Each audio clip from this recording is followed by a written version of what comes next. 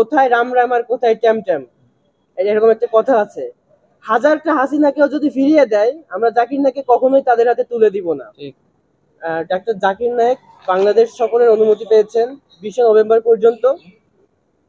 Doctor Zakir Naik আমাদের শুধু মুসলিম বিশ্বের জন্য না, পুরো পৃথিবীর কাছে, পৃথিবীর মানুষের কাছে, বিশ্ব মানবতার কাছে উনি একজন গ্রহণযোগ্য ব্যক্তিত্ব। উনি আমাদের কাছে একজন মহান ব্যক্তিত্ব। বিগত ফ্যাসিস্টিজমে আপনারা জানেন ঢাকার গুলশানে একটি পরিকল্পিত জঙ্গি নাটক সাজিয়ে এবং সেটার দায়ভার খুবই হাস্যকর ভাবে ডাক্তার জাকির নাইকের পিস টিভির দর্শকদের উপর চাপিয়ে বাংলাদেশে প্রবল জনরোষে পড়েও জনগণের উপর নিষ্পেষণ চালিয়ে পিস টেলিভিশন বন্ধ করে দেওয়া হয়েছিল।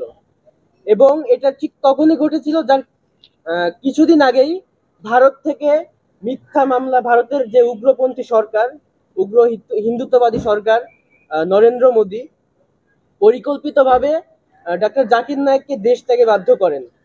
এবং তার পরপরই আপনারা লক্ষ্য করেছেন ডাক্তার জাকির নাইককে কিন্তু মালয়েশিয়াতে রাষ্ট্রীয় অতিথি হিসেবে তারা গ্রহণ করেছে এবং সেখানে তিনি স্থায়ীভাবে বসবাস করছেন।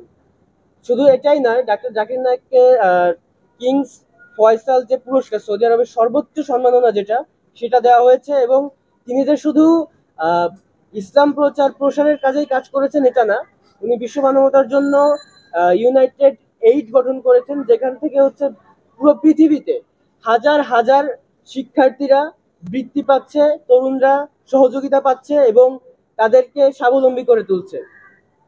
এমত অবস্থায় আমাদের কাছে সবচেয়ে বড় পাওয়া যেটা হয়ে দাঁড়িয়েছে সেটা হচ্ছে উনি বাংলাদেশে আসছেন। এবং আপনারা ইতিমধ্যে লক্ষ্য করেছেন যে এই আশা নিয়ে যে আধিপত্যবাদকে আমরা গত জুলাইয়ে হাজারো শহীদের রক্তের বিনিময়ে আমরা বিতাড়িত করেছি, সেই আধিপত্যবাদ শক্তি ঘোষণা করেছে আমরা যেন তাদের হাতে আমরা ডাক্তার জাকির নাইককে তুলে দেয়।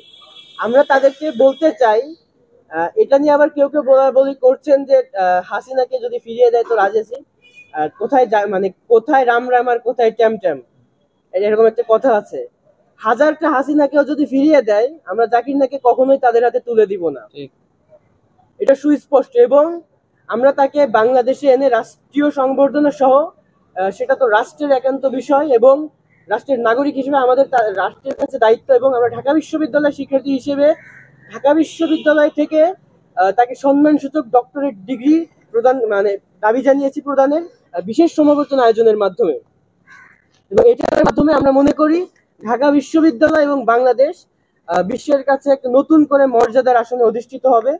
এবং ডক্টর জাকির নাইককে নিয়ে ভারতের যে মন্তব্য, এটা কড়া একটা জবাব হিসেবে আমরা তাকে দিতে চাই ভারতকে।